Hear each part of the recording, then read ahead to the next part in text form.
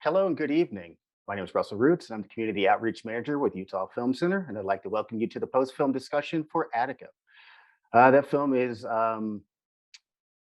quite an illuminating experience in a difficult time of American civil rights past. However, unfortunately, there are still elements that are present today, which both those historical and current topics we'll be discussing this evening. I do have joining me this evening Maura Sanchez and Boa Mitu, and I will introduce them in a second. But I do want to take a moment to really kind of think about just community reflection and really think about what we have watched this evening and really what was a difficult experience. But it is something that, as the summer of 2020 has shown us, is still something that is prevalent today, unfortunately. So we're going to do our best to unpack what the film showed us and kind of help you really contextualize what might be an opportunity to think about how those issues are still occurring today and hopefully find some better avenues to do something about it. So first up, we have Maura Sanchez. Maura is a queer woman of color organizing with Open Air Shelter Coalition in Salt Lake City to fight against the criminalization and dehumanization of unsheltered people while simultaneously creating a space that reimagines the relationships we're building. By creating alternatives to charity models and learning to hold community space, she demonstrates sustainable collective power and some mutual support looks like. She is also part of Just Media Utah. Welcome, Maura. We also have Boa with us. Boa Mitu is a displaced colonized person of Andean descent. Born and raised in Utah, they are a community organizer focused on strengthening existing grassroots organizations and programs in the Wasatch Front by facilitating local online and in-person study groups with radical political texts, holding donation drives, and coordinating a small local community library filled with text available to all. So before we get into the discussion, I think one of the things that's really important is to understand how Attica happened, because the film does a very good job of showing you what happened, but I think it's really important to explain how we got there. So I'm going to give just a brief history lesson to kind of walk you up to how things unfolded. Starting in 1966, Stokely Carmichael, also known as Kwame Ture, coins the term Black Power. And later that year, the Black Panther Party is founded by Huey P. Newton and Bobby Seale, whom you saw in the film. In 1967, the long hot summer of 67, which is when 150 race riots erupted across the country based on institutionalized unemployment, abusive policing, and poor housing. Afterwards, Lyndon Baines Johnson commissioned the Kerner Commission. The commission attributes the riots to the lack of economic opportunities for Black and Latinx folks, failed social service programs, police brutality, racism, and orientation of national media toward white perspectives. In 1968, Martin Luther King is killed in Memphis, Tennessee. Later that year, Tommy Smith and Juan Carlos give their now famous Black Power protest at the Mexico Olympics by raising their gloved fists. In 1969, Black Panther Party leader Fred Hampton is killed in Chicago, as shown in the film Judas and the Black Messiah, which has came out last year. 1970, the Soledad brothers riot in Soledad prison. George Jackson, who was shown in the film, is mentioned in the film, and he's part of an uprising that takes place after 3 Black inmates were shot with no consequences. Those riots and that uprising took place because of civil rights abuses that were taking place, very similar to what you saw in the film. In 1971, George Jackson is transferred to San Quentin prison and is killed suspiciously in a skirmish. 3 weeks after George Jackson's death, Attica happens in September as they demand their civil rights. So we understand now how we got to Attica, a prison that was built in the 30s that really was all about incarcerating about 1,000 prisoners. But by the time the uprising took place, the events of the film, the prison was holding over 2,300 to 2,400 prisoners at that time. Needless to say, and as the film points out, it is a very troubling situation. I want to start off by going to Maura. Attica is a complicated chapter in the history of civil rights and prison reform. What lessons have we learned? Yeah, I think some of the lessons that we learned, and they're displayed on the film, is well, yeah, it's the violence that is enacted by the state and how that takes form with people that have been considered unworthy and of no value. One of the issues that is demonstrated in this film is it highlights how the narrative of the state impacts those people, the lives of these people, by not only the state getting away with incarcerating people unjustly, but also killing them ultimately, and with no accountability whatsoever, decades later. I think that's one of the most important ways the film demonstrates what we've learned. We've also learned that the control has full control of the narrative of who a criminal is and who deserves to be punished, who doesn't, completely ignoring the actions of the state itself and the class, the groups that it protects. Because we don't see the same accountability from people that are harming the environment or harming workers or any other class that has been marginalized. And I will continue to gather my thoughts to give more. Boa, would you like to? Yes, Boa, what are your thoughts? What lessons were learned? I think something like just like Maura was saying, the way that violence is enacted and who gets justified in that violence, because this all started, as we said, right, with I think a skirmish between two prisoners and then somebody getting penalized for then that like trying to get in the way of that. There was a prison guard that tried to get in the way of that little fight between prisoners. And within that, they like let it go, right? But then afterwards they got reprimanded for that. And as you said, George Jackson had just been killed, so they were really on edge. And even as the movie starts, you also see how like they're talking about detention. And I think the violence on both sides, is the quality of it changes depending on like how we perceive it. And criminals being violent isn't necessarily a problem. The state being violent is just law and order. But I think that's the most important lesson that I got out of it personally. Absolutely, and I think that's a very good lesson. I mean, you look at the issues that have taken place, currently with prisons like Rikers Island and various different other places, and it's been an ongoing issue. It doesn't necessarily seem to get the same coverage, disappointingly, but it is still a prevalent issue that needs to be highlighted and discussed, and of course corrected, through means that are accessible to us as citizens. These lessons are at the heart of the prison abolition movement. Can you tell us more about what the abolition movement stands for? I will go with Maura first. Well, I'm going to go through some of my notes because I do want to hit some points.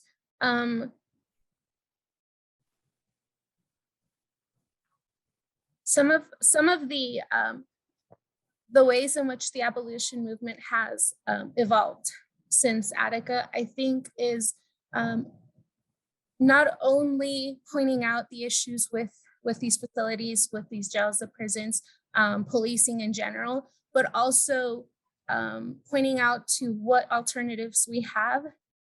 I think that's, sorry, just,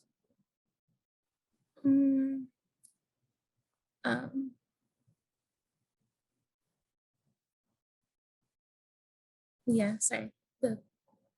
I'm sorry, I'm a bit nervous, but okay. Totally fine. Thank you.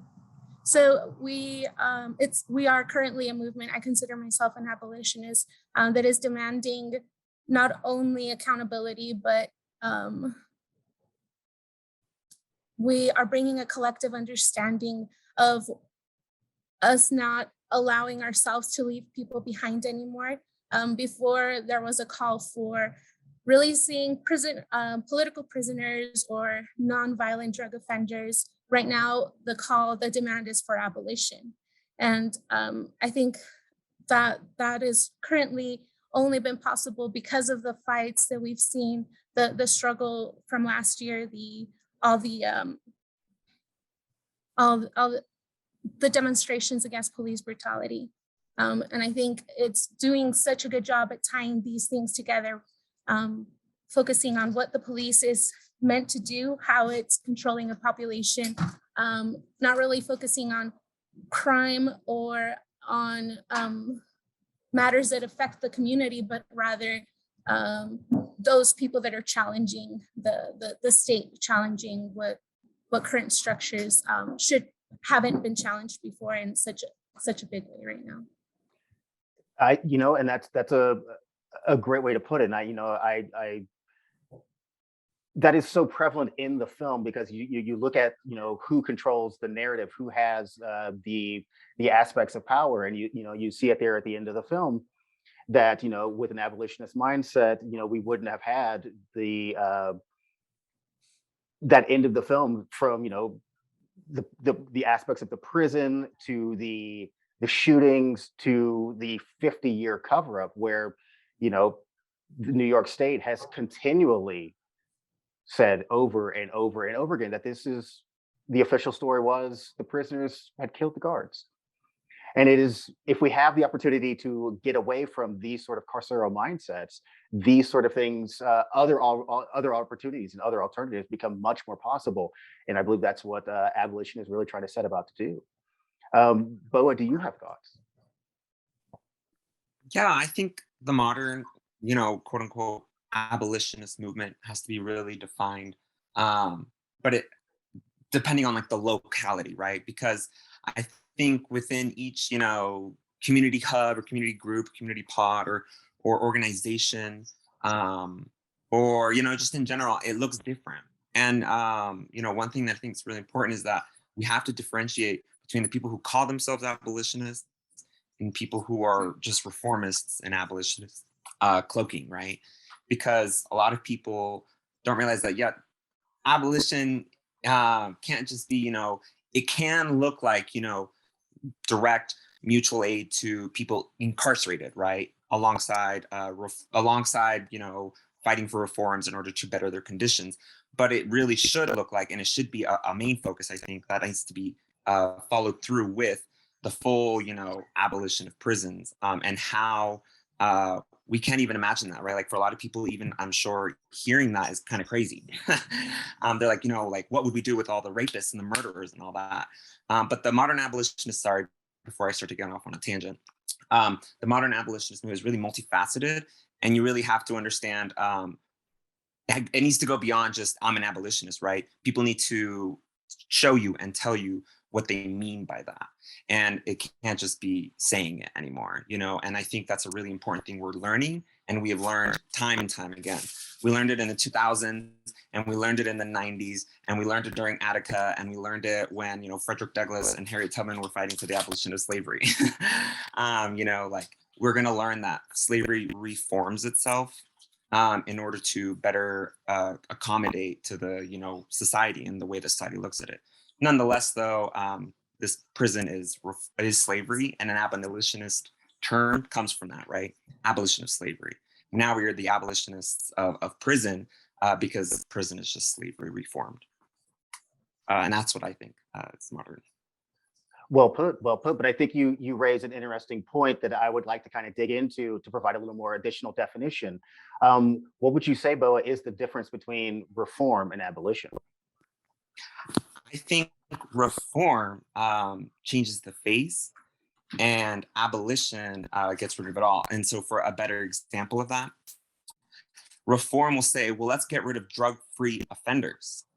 And I say, no, let's see, I'm sorry, I misspoke. Let's get rid of, like from the prison population, right? From incarceration, all the people who are there because of nonviolent acts. And then I say, what about the people who were there who committed violent acts, right? I'm still humanizing them, and I'm not letting one act and without my understanding of circumstance at all, or the context of why they committed those crimes that were violent, right? We have to really ask ourselves how we get those people out of prison too, because they're humans too. They shouldn't be allowed to sit in these horrible conditions. I went to jail, right, for 20 days, and it was the worst time of my whole life. And I went there for technically a nonviolent act, right? I'm pretty sure it was a nonviolent. I don't know. I honestly don't know what's considered nonviolent or violent these days. So for me, the difference between reform and abolition is really like getting down to the root of it, right? So prisons, I think the incarceration of a person should be completely done away with. Reform says these people should still be included. There is a certain sector of society that we have to put away in a cell where we can't think of them or whatever, right? That to me is the difference, right? When it really comes down to it. But yeah. Okay. Maura, do you have anything to add about the difference between abolition and reform? I agree a lot with Boa. There's a reason why people tend to lean towards reform, and it's because it does offer some reprieve from the conditions that people are currently facing. It allows a certain sector, a more humanized sector, a more present sector of people to feel seen and with the understanding that prisons don't really rehabilitate method to get people back because prisoners are released. When that happens, we see the effects of prisons on our community members, right? We see they've been dehumanized for years or for however long their sentence was. And what is it? 40 to 60% of people go back to jail, either the technicalities with parole or because they committed new crimes. It's not a solution. It's not a solution for those people that were deemed worthy of being released back to the community. So I think reform is possibly a step towards abolition, but it cuts us short every time. We've seen it decade through decade. It doesn't work. And this is the current abolition movement telling us, reminding us that that's not the way out. That's not what we want. We need more from the state. Thank you. Well said. Attica is also, excuse me, Attica is also a lesson on economics, labor, and governmental influence. Today, we also have the influence of private industry, which is referred to as the prison industrial complex. Maura, can you tell us more about the prison industrial complex?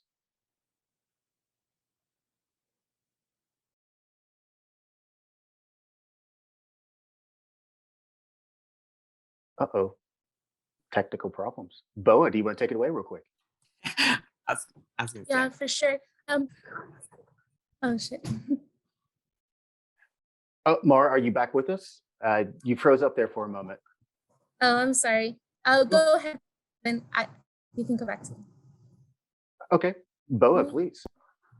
Oh, oh yes, I was just gonna say that like the modern, you asked us what it was, right? Just kind of to tell us more Yes. about the prison Mhm. industrial complex. So like I was saying before, it really just kind of leads into this, same conversation. The prison industrial complex is it's just the modern day sector of, the United States, or the old version, I guess, of slavery, right? The business of slavery. It's the way people make money off slavery, and the prison industrial complex is just that under a new name. It's no longer the slavery industry, but now it's the prison industrial complex. It's changed and morphed itself, right? And we see that, yes, with low labor, but also with court fees and all these huge amounts of money that you need to pay in order to just because you did one crime, right? I stole $127 and I've still yet to pay the $3,500 for court fees, the thousands of dollars in, having to go to jail, the thousands of dollars that I have for probation fees. Like, it's all this money that is made off of the criminalization and the dehumanization of people. And that's really what the prison industrial complex turns out to be. So. Thank you. Maura. Can you hear me well? Yes, we can. Your thoughts. Okay. Well, agree with completely. The privatization of this dehumanizing, criminalizing and surveilling of these communities obviously is very profitable. There's a reason why families are paying up to 1.8 billion, only 1.8 billion in costs of phone calls or leaving money for people to have better access, not better food, but just more palatable food, low quality still, but not as bad as what it is in the jail and the prisons. There's money to be made with all of this. It's no coincidence that a nation that was built on with stolen bodies on stolen land has found profit and growth in the dehumanization of people, of brown people, indigenous people, Black people. And it's just the model that they use currently to continue that profit. Thank you for sharing. I mean, I think, I think about this part of the conversation, and, and it really stands out in my head that, what was it, 40 cents was spent per meal during, at the time of the Attica prison uprising for inmates. And it's just like, what is 40 cents? And it's just, it boggles the mind. And it doesn't, those sort of facts alone make it very difficult to understand that there would even be humane conditions within the prison, let alone anything that would be in the structure that the town of Attica had, where it was, a mostly rural white town that was, led to employment at the prison that was highly racially segregated. These are living conditions or economic conditions that were very much similar to the railroads and these company towns and mining and so on and so forth. So it's just as exploitative, and it's still something that exists today. But as we're discussing now, the private industry has taken definitely that sort of place where the state used to be. And I will open this up to either of you, whoever would like to answer first. But what is the state of the prison industrial complex in Utah today? Go ahead, Boa. I think the prison industrial complex in Utah today is, I guess if we really look at the way it works, it's very it's driven down by state, by region, and then by county, right? In terms of how they hold you. So usually if you are going to prison, you're going to go to the one state prison, I'm pretty sure that we have. And I'm pretty sure that one's not even working right now, but they also have county jails, right? And within those, you have the labor force, you have the people who are willing to maintain the jail for the jail, right? Even though they're inmates, they get paid the meager wage they do. They also will do the work of, I'm not sure the exact industries that are in Utah, but I know that while Utah is considered, and I hate saying this because I don't feel like it's right to paint a prison at all or a jail in any way as softer, if that makes sense. But Utah jails are known for being softer. And the only reason for that is because of the overwhelming amount of white people, at least in my opinion, right? And the way that white people and the amount or the kind of criminalization that happens. I guess that is, I'm sorry, I'm going to let Maura speak some more while I gather my thoughts a little bit. Maura.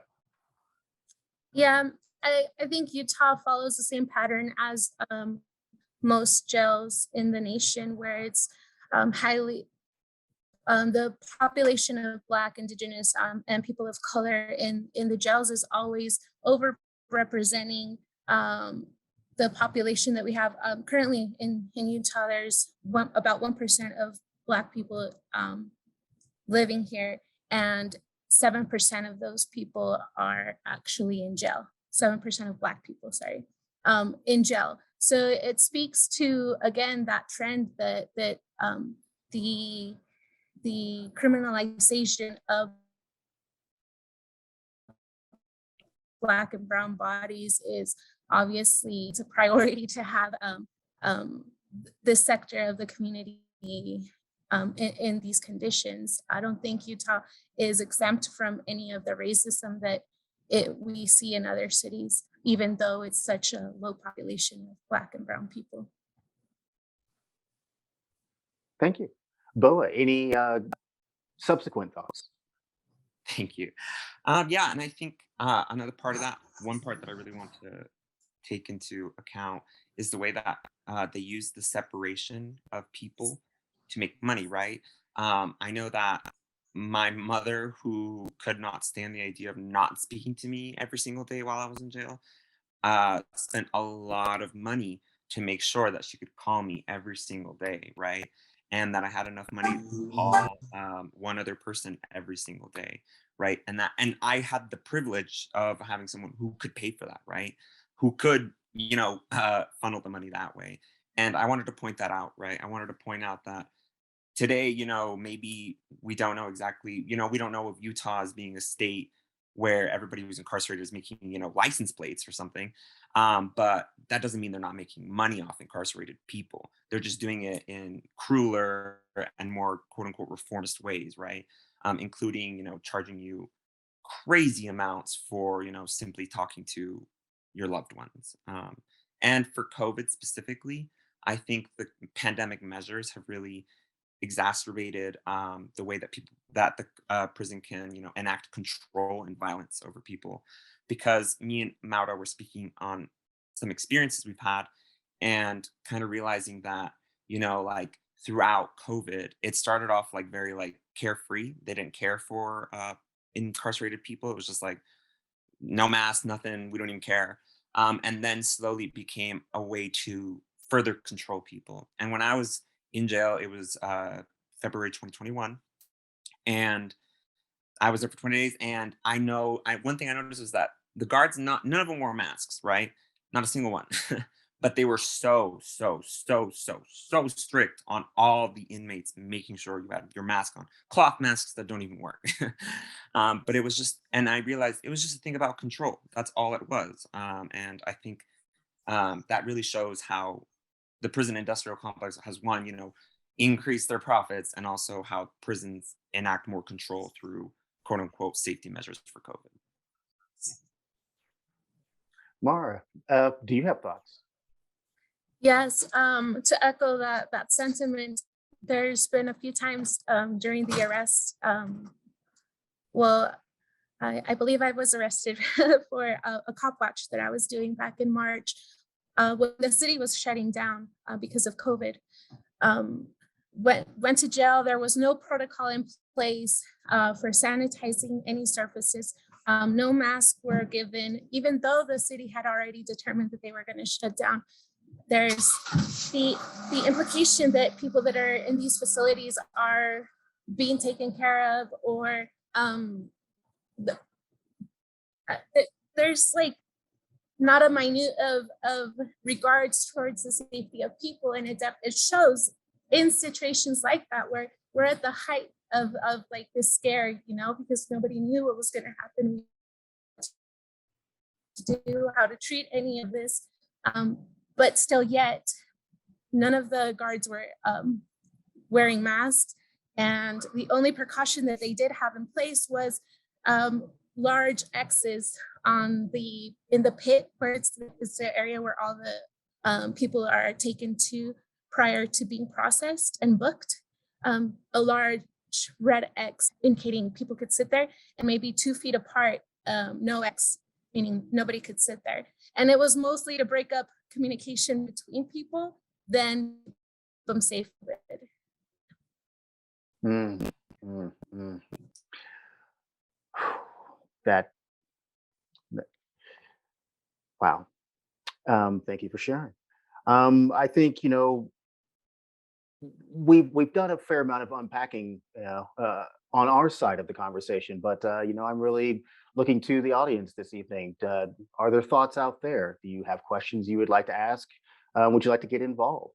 We have a question or two left, and this is really the opportunity for you to get interactive.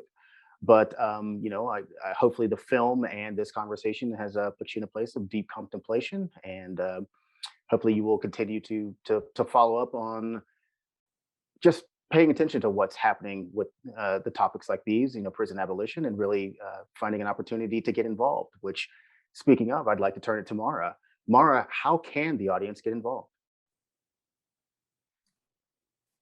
I think people can and definitely should get involved. There's a lot of activity happening in Salt Lake, but also across the nation. And with the ease of social interacting with people through social media, go ahead and follow groups, abolitionist groups, Black and Indigenous-led abolitionist groups. Come prepared, be ready to be challenged, be ready to get called out, be ready to be uncomfortable with the information that you're going to receive from a lot of these groups. I think that because of the huge call, which is abolition, we have to put so much of ourselves in these times with how we relate to one another, how we treat each other. Be ready to get called into accountability with the groups that you're joining. Don't let go, don't walk away. Whatever you do, whichever group you do approach, stay through the conflict, stay with the discomfort. I think that there's so much to be gained, and there's no option. We can't do it without each other. And if you do want to join, start with that work within yourself. Yeah, those are my thoughts. Thank you. And Boa. Yeah, I think a lot of people, when they start to talk about this stuff, they get overwhelmed, and I get overwhelmed. I'm like, oh my gosh, there's so much to do, and there's no way that we can abolish prisons. Sometimes I get that, but as Maria Mikaba says, hope is a discipline, right? And I think that's really important, because abolition comes from that self discipline, right? It really does. And it's that work to talk to each other and to learn how to not use the state to intervene into our interpersonal relationships or the things that are happening in order to solve them for us, right? So I think in getting involved, like Maura said, look out for those, abolitionist movements that are incarcerate led, Black and Indigenous and queer. And, one that I'd like to shout out is Jailhouse Lawyers Speak. They're, incarcerated lawyers, jailhouse lawyers, or formerly incarcerated. And then I think another really important thing is learn to not call the police. That's the number one thing every person who believes in prison abolition can learn to do. And that's to make the police obsolete in your individual lives. Thank you. Is there anything else either of you would like to share as we wait for, give the audience an opportunity to pipe in with a question? I think it's important also for us to look into ways, sometimes right now, personally, I would say that Utah doesn't have a huge abolitionist organizing scene. It's very grassroots and it's very small. The way we make that stronger is getting involved with one another, and talking to each other and getting connected, and starting with or getting involved with what's already there. But oftentimes we have to look outside the box, because what we have right now isn't working, or else we'd be much further in the process, right? And I think to anybody that's watching, like, be creative in your ideas, right? Reach out to incarcerated people. I'm sure you have a family, a loved one, someone someone who knows someone who's incarcerated, because it's a big part of society. And you reach out to them and speak to them. Being able to speak to my mother every single day in jail was a lot, right? And I'm sure that as an abolitionist, we all have to understand that people need interaction outside as well, not just inside the jails. And so I'm just trying to give tips now on like how to get abolitionists organized, right? Small things you can do. But yeah, getting involved in or getting in touch with incarcerated people is also a really important thing. And that's why I center, incarcerate led organizations like Jailhouse Lawyers Speak. Sure. Yeah. Maura. Yeah, with the very small activity that it is taking place here in Salt Lake, I think one of the ways to get familiar with how to approach conflict when you don't have access to the police is go ahead and visit camps of unsheltered people currently. This is one of the communities that you can see you can see them modeling what conflict resolution looks like without access to the farce that is law enforcement. There's a lot to gain from these experiences with people, sharing space with people that obviously don't have too many options with how they deal with when their things get stolen, or when they get assaulted or harassed. Go ahead and get comfortable with these communities. There's really so much to gain, and again, they already model what not calling the police looks like. One of the groups is that I'm part of is open air shelter. That's if you're interested in reaching out, feel free to contact, and we'll get back to you in ways to get involved. And Maura, you froze up for a second. That organization was Open Air Shelter. Yes. Wonderful. Thank you. All right. We did have one question, and that person actually asked, Amelia asked, basically the question you just answered, Maura. So great job. But it was about what community alternatives exist in Salt Lake City rather than calling the police, which can lead to incarceration. So I think you answered that question quite well. Is there anything else we'd like to add this evening before we sign off?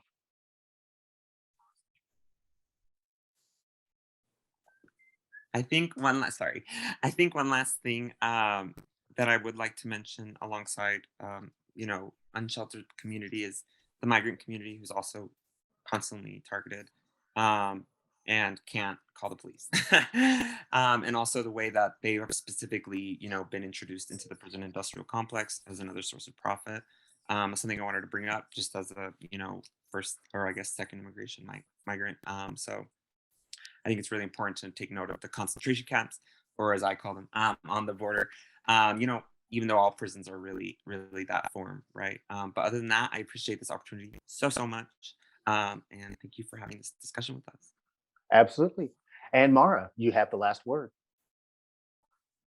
Thank you so much, Russell, for inviting us. These are discussions that we all need to have. The format is not very set. There's so much that we all need to learn still. So go ahead, join groups, reach out. There's so much